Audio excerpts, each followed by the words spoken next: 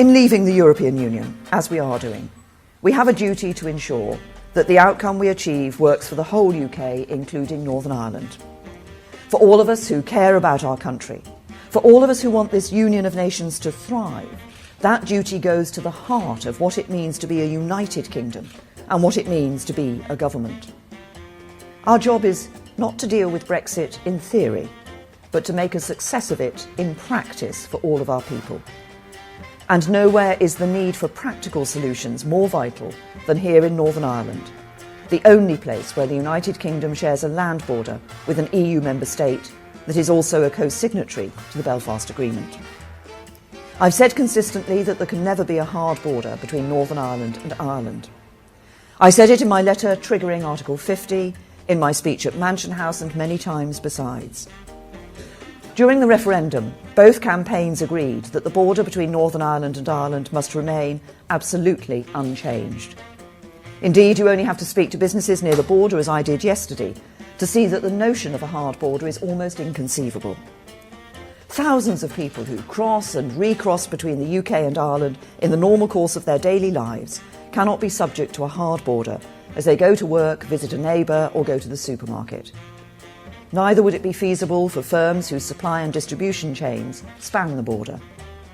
Many people in communities like Fermanagh and Newry remember the customs border posts, approved roads and security installations of the not-too-distant past. They recall the administrative burdens on business, the disruption caused to lives and livelihoods. In the Northern Ireland of today, where a seamless border enables unprecedented levels of trade and cooperation north and south, any form of infrastructure at the border is an alien concept. The practical consequences for people's day-to-day lives are only part of the story.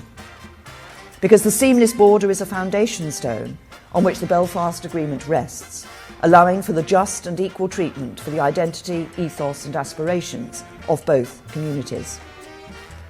Anything that undermines that is a breach of the spirit of the Belfast Agreement, an agreement which we have committed to protect in all its parts, and the EU says it will respect. Both sides in the negotiation understand that and share a determination never to see a hard border in Northern Ireland. And no technology solution to address these issues has been designed yet or implemented anywhere in the world, let alone in such a unique and highly sensitive context as the Northern Ireland border. Some argue that the right approach is for the UK to declare that we will not impose any checks at the border after we have left. If the EU required the Irish government to introduce checks, the blame would lie with them. As I said at Mansion House, this is wrong on two levels. First, this issue arises because of a decision we have taken.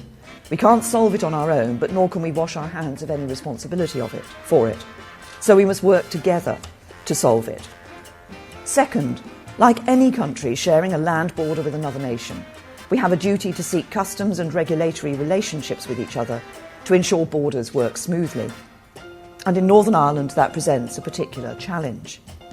The protection of the peace process and upholding our binding commitments in the Belfast Agreement are grave responsibilities. Not to seek a solution would be to resume our career as an independent sovereign trading nation by betraying commitments to a part of our nation and to our nearest neighbour. The reality is that any agreement we reach with the EU will have to provide for the frictionless movement of goods across the Northern Ireland border. Equally clear is that as a United Kingdom government, we could never accept that the way to prevent a hard border with Ireland is to create a new border within the United Kingdom. To do so would also be a breach of the spirit of the Belfast Agreement, and for exactly the same reason that a hard border would be. It would not be showing parity of esteem and just and equal treatment for the identity, ethos and aspirations of the Unionist community in Northern Ireland to cut their part of the United Kingdom off from the rest of the UK. I do not think any member state would be willing to accept that in order to leave the EU, a nation must accept such a threat to its constitutional integrity. We made the choice to join as nation states. We must be free as nation states to make the choice to leave.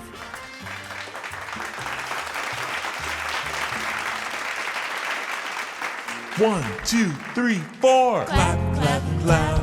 Shake, shake, shake. Clap, clap, clap. Dance, dance, dance. What's today's letter? What's today's letter? What's today's letter? What's today's letter? Today's letter is A. A. A. A. A. Apple. A. Ant. A. Airplane. A, B, C, D, E, F, G, H, I, J, K, L, M, N, O, P, Q, R, S, T, U, V, W, X, Y, Z. Clap, clap, clap, shake, shake, shake. Clap, clap, clap, dance, dance, dance. Today's letter is A. A. A. A. Great job. Polly, with you. How are you? Friday, the 19th of July, 2019. Thanks to everybody for getting in touch yesterday. Couple of good ideas for the new name for the channel from next week. And I have to say thanks to Sue. Here's an idea for your new name. Call it the Ellie Show, which means Extinction Level Event. Nice one.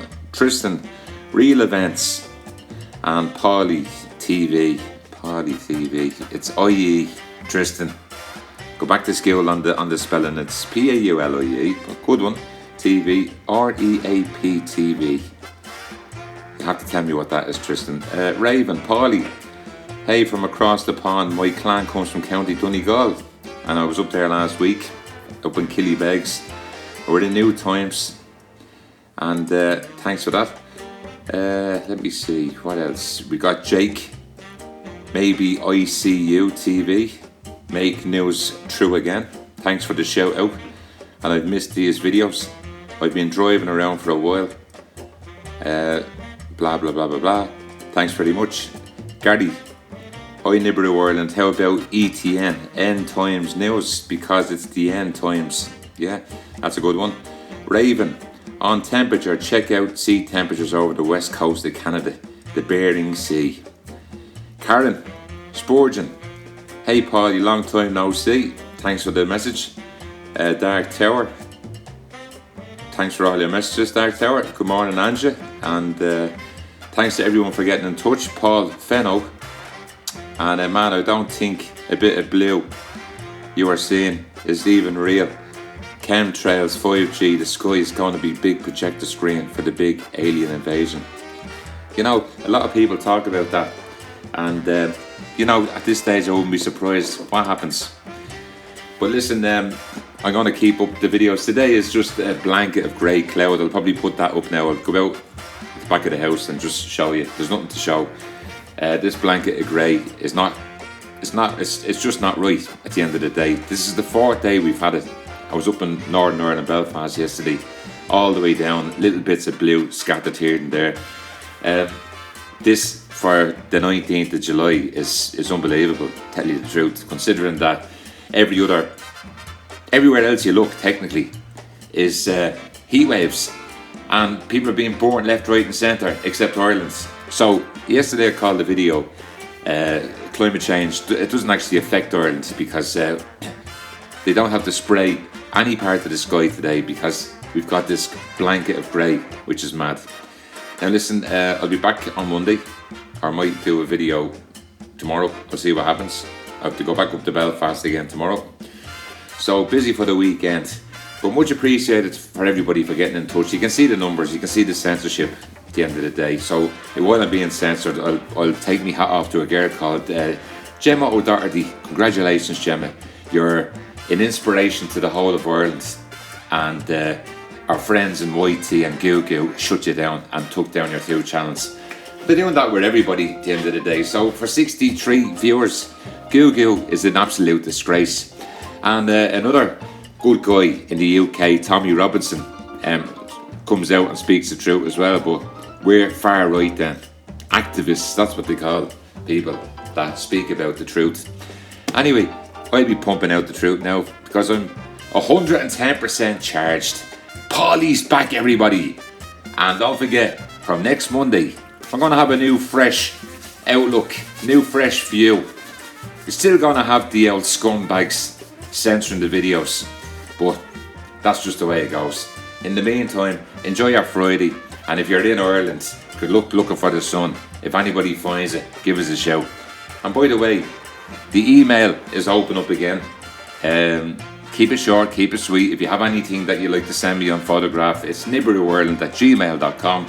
But that is going to change from next week, so we won't be using the word Nibiru anymore. And I hope you enjoyed the video yesterday. Just wanted to show everybody the comparison between the sunsets that we're having and this blanket of grey cloud that just becomes the norm. Yeah, well, it's not the norm, ladies and gents, and anyone that has a little bit of a brain knows that's not the norm. In the meantime, adios.